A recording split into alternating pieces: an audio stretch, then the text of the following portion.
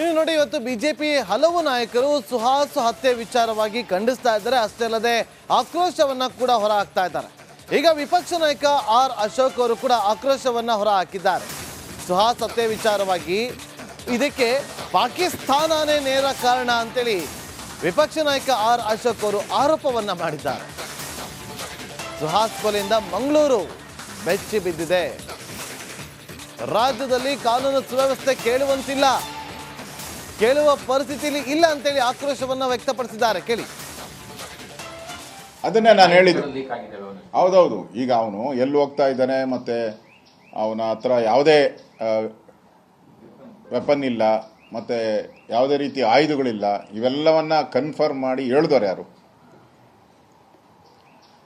Mostly ನಮ್ಮ ಕಾರ್ಯಕರ್ತರು ಹೇಳೋ ರೀತಿ ಇದರಲ್ಲಿ ಇಲಾಖೆದು ಏನಾನ ಕೈವಾಡ ಇದೆಯಾ? ಜೊತೆಗೆ ಮೊನ್ನೆ ಹೋರಾಟ ಆದಾಗ ಕೆಲವರು ರಾಷ್ಟ್ರೀಯ ಕಾರಲ್ಲಿ ಕಳಿಸಿದ್ರು, ಪೊಲೀಸ್ ಇಲಾಖೆ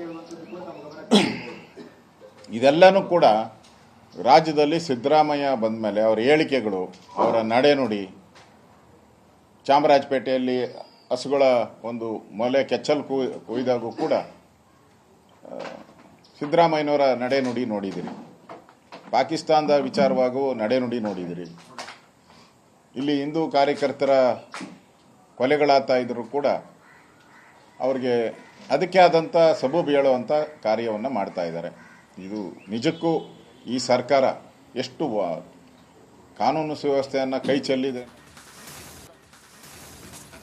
ಇನ್ನು ನೋಡಿ, ಇವತ್ತು ಬಿಜೆಪಿ ಹಲವು ನಾಯಕರು ಸುಹಾಸ್ ಹತ್ಯೆ ವಿಚಾರವಾಗಿ ಖಂಡಿಸ್ತಾ ಇದ್ದಾರೆ. ಅಷ್ಟೇ ಅಲ್ಲದೆ ಆಕ್ರೋಶವನ್ನ ಕೂಡ ಹೊರ ಹಾಕ್ತಾ ಇದ್ದಾರೆ. ಈಗ ವಿಪಕ್ಷ ನಾಯಕ ಆರ್ ಅಶೋಕ್ ಅವರು ಕೂಡ ಆಕ್ರೋಶವನ್ನ ಹೊರ ಹಾಕಿದ್ದಾರೆ. ಸುಹಾಸ್ ಹತ್ಯೆ ವಿಚಾರವಾಗಿ ಇದಕ್ಕೆ ಪಾಕಿಸ್ತಾನನೇ ನೇರ ಕಾರಣ ಅಂತೇಳಿ ವಿಪಕ್ಷ ನಾಯಕ ಆರ್ ಅಶೋಕ್ ಅವರು ಆರೋಪವನ್ನ ಮಾಡಿದ್ದಾರೆ. ಸುಹಾಸ್ ಕೊಲೆಯಿಂದ ಮಂಗಳೂರು ಬೆಚ್ಚಿ ಬಿದ್ದಿದೆ. ರಾಜ್ಯದಲ್ಲಿ ಕಾನೂನು ಸುವ್ಯವಸ್ಥೆ ಕೇಳುವ ಪರಿಸ್ಥಿತಿಯಲ್ಲಿ ಇಲ್ಲ ಅಂತೇಳಿ ಆಕ್ರೋಶವನ್ನ ವ್ಯಕ್ತಪಡಿಸಿದ್ದಾರೆ. ಕೇಳಿ. ಅದನ್ನೇ ನಾನು ಹೇಳಿದ್ದು. ಹೌದೌದು. ಈಗ ಅವನು ಎಲ್ಲಿ ಹೋಗ್ತಾ ಇದ್ದಾನೆ, ಮತ್ತೆ ಅವನ ಹತ್ರ ಯಾವುದೇ ವೆಪನ್ ಇಲ್ಲ, ಮತ್ತೆ ಯಾವುದೇ ರೀತಿ ಆಯುಧಗಳಿಲ್ಲ, ಇವೆಲ್ಲವನ್ನ ಕನ್ಫರ್ಮ್ ಮಾಡಿ ಹೇಳಿದವರು ಯಾರು? ಮೋಸ್ಟ್ಲಿ ನಮ್ಮ ಕಾರ್ಯಕರ್ತರು ಹೇಳೋ ರೀತಿ ಇದರಲ್ಲಿ ಇಲಾಖೆದು ಏನಾನ ಕೈವಾಡ ಇದೆಯಾ? ಜೊತೆಗೆ ಮೊನ್ನೆ ಹೋರಾಟ ಆದಾಗ ಕೆಲವರು ರಾಷ್ಟ್ರೀಯ ಕಾರಲ್ಲಿ ಕಳಿಸಿದ್ರು, ಪೊಲೀಸ್ ಇಲಾಖೆ ಇದೆಲ್ಲನೂ ಕೂಡ ರಾಜ್ಯದಲ್ಲಿ ಸಿದ್ದರಾಮಯ್ಯ ಬಂದ ಮೇಲೆ ಅವರ ಹೇಳಿಕೆಗಳು, ಅವರ ನಡೆನುಡಿ, ಚಾಮರಾಜಪೇಟೆಯಲ್ಲಿ ಹಸುಗಳ ಒಂದು ಮೊಲೆ ಕೆಚ್ಚಲು ಕೊಯ್ದಾಗೂ ಕೂಡ ಸಿದ್ದರಾಮಯ್ಯನವರ ನಡೆನುಡಿ ನೋಡಿದಿರಿ. ಪಾಕಿಸ್ತಾನದ ವಿಚಾರವಾಗೂ ನಡೆನುಡಿ ನೋಡಿದಿರಿ. ಇಲ್ಲಿ ಹಿಂದೂ ಕಾರ್ಯಕರ್ತರ ಕೊಲೆಗಳಾಗ್ತಾ ಇದ್ದರೂ ಕೂಡ ಅವ್ರಿಗೆ ಅದಕ್ಕೆ ಆದಂಥ ಸಬೂಬು ಹೇಳುವಂಥ ಕಾರ್ಯವನ್ನು ಮಾಡ್ತಾ ಇದ್ದಾರೆ. ಇದು ನಿಜಕ್ಕೂ ಈ ಸರ್ಕಾರ ಎಷ್ಟು ಕಾನೂನು ಸುವ್ಯವಸ್ಥೆಯನ್ನು ಕೈ ಚೆಲ್ಲಿದೆ. ಇನ್ನು ನೋಡಿ, ಇವತ್ತು ಬಿಜೆಪಿ ಹಲವು ನಾಯಕರು ಸುಹಾಸ್ ಹತ್ಯೆ ವಿಚಾರವಾಗಿ ಖಂಡಿಸ್ತಾ ಇದ್ದಾರೆ. ಅಷ್ಟೇ ಅಲ್ಲದೆ ಆಕ್ರೋಶವನ್ನ ಕೂಡ ಹೊರ ಹಾಕ್ತಾ ಇದ್ದಾರೆ. ಈಗ ವಿಪಕ್ಷ ನಾಯಕ ಆರ್ ಅಶೋಕ್ ಅವರು ಕೂಡ ಆಕ್ರೋಶವನ್ನ ಹೊರ ಹಾಕಿದ್ದಾರೆ. ಸುಹಾಸ್ ಹತ್ಯೆ ವಿಚಾರವಾಗಿ ಇದಕ್ಕೆ ಪಾಕಿಸ್ತಾನನೇ ನೇರ ಕಾರಣ ಅಂತೇಳಿ ವಿಪಕ್ಷ ನಾಯಕ ಆರ್ ಅಶೋಕ್ ಅವರು ಆರೋಪವನ್ನ ಮಾಡಿದ್ದಾರೆ. ಸುಹಾಸ್ ಕೊಲೆಯಿಂದ ಮಂಗಳೂರು ಬೆಚ್ಚಿ ಬಿದ್ದಿದೆ. ರಾಜ್ಯದಲ್ಲಿ ಕಾನೂನು ಸುವ್ಯವಸ್ಥೆ ಕೇಳುವ ಪರಿಸ್ಥಿತಿಯಲ್ಲಿ ಇಲ್ಲ ಅಂತೇಳಿ ಆಕ್ರೋಶವನ್ನ ವ್ಯಕ್ತಪಡಿಸಿದ್ದಾರೆ. ಕೇಳಿ. ಅದನ್ನೇ ನಾನು ಹೇಳಿದ್ದು. ಹೌದೌದು. ಈಗ ಅವನು ಎಲ್ಲಿ ಹೋಗ್ತಾ ಇದ್ದಾನೆ, ಮತ್ತೆ ಅವನ ಹತ್ರ ಯಾವುದೇ ವೆಪನ್ ಇಲ್ಲ, ಮತ್ತೆ ಯಾವುದೇ ರೀತಿ ಆಯುಧಗಳಿಲ್ಲ, ಇವೆಲ್ಲವನ್ನ ಕನ್ಫರ್ಮ್ ಮಾಡಿ ಹೇಳಿದವರು ಯಾರು? ಮೋಸ್ಟ್ಲಿ ನಮ್ಮ ಕಾರ್ಯಕರ್ತರು ಹೇಳೋ ರೀತಿ ಇದರಲ್ಲಿ ಇಲಾಖೆದು ಏನಾನ ಕೈವಾಡ ಇದೆಯಾ? ಜೊತೆಗೆ ಮೊನ್ನೆ ಹೋರಾಟ ಆದಾಗ ಕೆಲವರು ರಾಷ್ಟ್ರೀಯ ಕಾರಲ್ಲಿ ಕಳಿಸಿದ್ರು, ಪೊಲೀಸ್ ಇಲಾಖೆ ಇದೆಲ್ಲನೂ ಕೂಡ ರಾಜ್ಯದಲ್ಲಿ ಸಿದ್ದರಾಮಯ್ಯ ಬಂದ ಮೇಲೆ ಅವರ ಹೇಳಿಕೆಗಳು, ಅವರ ನಡೆನುಡಿ, ಚಾಮರಾಜಪೇಟೆಯಲ್ಲಿ ಹಸುಗಳ ಒಂದು ಮೊಲೆ ಕೆಚ್ಚಲು ಕೊಯ್ದಾಗೂ ಕೂಡ ಸಿದ್ದರಾಮಯ್ಯನವರ ನಡೆನುಡಿ ನೋಡಿದಿರಿ. ಪಾಕಿಸ್ತಾನದ ವಿಚಾರವಾಗೂ ನಡೆನುಡಿ ನೋಡಿದಿರಿ. ಇಲ್ಲಿ ಹಿಂದೂ ಕಾರ್ಯಕರ್ತರ ಕೊಲೆಗಳಾಗ್ತಾ ಇದ್ದರೂ ಕೂಡ ಅವ್ರಿಗೆ ಅದಕ್ಕೆ ಆದಂಥ ಸಬೂಬು ಹೇಳುವಂಥ ಕಾರ್ಯವನ್ನು ಮಾಡ್ತಾ ಇದ್ದಾರೆ. ಇದು ನಿಜಕ್ಕೂ ಈ ಸರ್ಕಾರ ಎಷ್ಟು ಕಾನೂನು ಸುವ್ಯವಸ್ಥೆಯನ್ನು ಕೈ ಚೆಲ್ಲಿದೆ. ಇನ್ನು ನೋಡಿ, ಇವತ್ತು ಬಿಜೆಪಿ ಹಲವು ನಾಯಕರು ಸುಹಾಸ್ ಹತ್ಯೆ ವಿಚಾರವಾಗಿ ಖಂಡಿಸ್ತಾ ಇದ್ದಾರೆ. ಅಷ್ಟೇ ಅಲ್ಲದೆ ಆಕ್ರೋಶವನ್ನ ಕೂಡ ಹೊರ ಹಾಕ್ತಾ ಇದ್ದಾರೆ. ಈಗ ವಿಪಕ್ಷ ನಾಯಕ ಆರ್ ಅಶೋಕ್ ಅವರು ಕೂಡ ಆಕ್ರೋಶವನ್ನ ಹೊರ ಹಾಕಿದ್ದಾರೆ. ಸುಹಾಸ್ ಹತ್ಯೆ ವಿಚಾರವಾಗಿ ಇದಕ್ಕೆ ಪಾಕಿಸ್ತಾನನೇ ನೇರ ಕಾರಣ ಅಂತೇಳಿ ವಿಪಕ್ಷ ನಾಯಕ ಆರ್ ಅಶೋಕ್ ಅವರು ಆರೋಪವನ್ನ ಮಾಡಿದ್ದಾರೆ. ಸುಹಾಸ್ ಕೊಲೆಯಿಂದ ಮಂಗಳೂರು ಬೆಚ್ಚಿ ಬಿದ್ದಿದೆ. ರಾಜ್ಯದಲ್ಲಿ ಕಾನೂನು ಸುವ್ಯವಸ್ಥೆ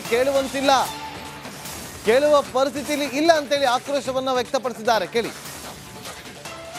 ಅದನ್ನೇ ನಾನು ಹೇಳಿದ್ದು. ಹೌದೌದು. ಈಗ ಅವನು ಎಲ್ಲಿ ಹೋಗ್ತಾ ಇದ್ದಾನೆ, ಮತ್ತೆ ಅವನ ಹತ್ರ ಯಾವುದೇ ವೆಪನ್ ಇಲ್ಲ, ಮತ್ತೆ ಯಾವುದೇ ರೀತಿ ಆಯುಧಗಳಿಲ್ಲ, ಇವೆಲ್ಲವನ್ನ ಕನ್ಫರ್ಮ್ ಮಾಡಿ ಹೇಳಿದವರು ಯಾರು? ಮೋಸ್ಟ್ಲಿ ನಮ್ಮ ಕಾರ್ಯಕರ್ತರು ಹೇಳೋ ರೀತಿ ಇದರಲ್ಲಿ ಇಲಾಖೆದು ಏನಾನ ಕೈವಾಡ ಇದೆಯಾ? ಜೊತೆಗೆ ಮೊನ್ನೆ ಅಲ್ಲಿ ವಕ್ಫ್ ಹೋರಾಟ ಆದಾಗ ಕೆಲವರು ಸ್ಕಾರ್ಪಿಯೋ ಕಾರಲ್ಲಿ ಕಳಿಸಿದ್ರು, ಪೊಲೀಸ್ ಇಲಾಖೆ ಹೇಳುವಂಥದ್ದು ಕೂಡ ತಮ್ಮ ಗಮನಕ್ಕೆ ಇದೆಲ್ಲನೂ ಕೂಡ ರಾಜ್ಯದಲ್ಲಿ ಸಿದ್ದರಾಮಯ್ಯ ಬಂದ ಮೇಲೆ ಅವರ ಹೇಳಿಕೆಗಳು, ಅವರ ನಡೆನುಡಿ, ಚಾಮರಾಜಪೇಟೆಯಲ್ಲಿ ಹಸುಗಳ ಒಂದು ಮೊಲೆ ಕೆಚ್ಚಲು ಕೊಯ್ದಾಗೂ ಕೂಡ ಸಿದ್ದರಾಮಯ್ಯನವರ ನಡೆನುಡಿ ನೋಡಿದಿರಿ. ಪಾಕಿಸ್ತಾನದ ವಿಚಾರವಾಗೂ ನಡೆನುಡಿ ನೋಡಿದಿರಿ. ಇಲ್ಲಿ ಹಿಂದೂ ಕಾರ್ಯಕರ್ತರ ಕೊಲೆಗಳಾಗ್ತಾ ಇದ್ರೂ ಕೂಡ ಅವ್ರಿಗೆ ಅದಕ್ಕೆ ಆದಂಥ ಸಬೂಬು ಹೇಳುವಂಥ ಕಾರ್ಯವನ್ನು ಮಾಡ್ತಾ ಇದ್ದಾರೆ. ಇದು ನಿಜಕ್ಕೂ ಈ ಸರ್ಕಾರ ಎಷ್ಟು ಕಾನೂನು ಸುವ್ಯವಸ್ಥೆಯನ್ನು ಕೈ ಚೆಲ್ಲಿದೆ. ಇನ್ನು ನೋಡಿ, ಇವತ್ತು ಬಿಜೆಪಿ ಹಲವು ನಾಯಕರು ಸುಹಾಸ್ ಹತ್ಯೆ ವಿಚಾರವಾಗಿ ಖಂಡಿಸ್ತಾ ಇದ್ದಾರೆ. ಅಷ್ಟೇ ಅಲ್ಲದೆ ಆಕ್ರೋಶವನ್ನ ಕೂಡ ಹೊರ ಹಾಕ್ತಾ ಇದ್ದಾರೆ. ಈಗ ವಿಪಕ್ಷ ನಾಯಕ ಆರ್ ಅಶೋಕ್ ಅವರು ಕೂಡ ಆಕ್ರೋಶವನ್ನ ಹೊರ ಹಾಕಿದ್ದಾರೆ. ಸುಹಾಸ್ ಹತ್ಯೆ ವಿಚಾರವಾಗಿ ಇದಕ್ಕೆ ಪಾಕಿಸ್ತಾನನೇ ನೇರ ಕಾರಣ ಅಂತೇಳಿ ವಿಪಕ್ಷ ನಾಯಕ ಆರ್ ಅಶೋಕ್ ಅವರು ಆರೋಪವನ್ನ ಮಾಡಿದ್ದಾರೆ.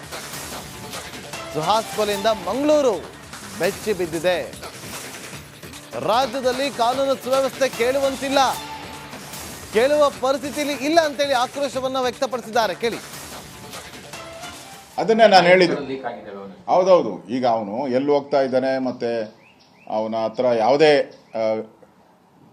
ವೆಪನ್ ಇಲ್ಲ, ಮತ್ತೆ ಯಾವುದೇ ರೀತಿ ಆಯುಧಗಳಿಲ್ಲ, ಇವೆಲ್ಲವನ್ನ ಕನ್ಫರ್ಮ್ ಮಾಡಿ ಹೇಳಿದವರು ಯಾರು?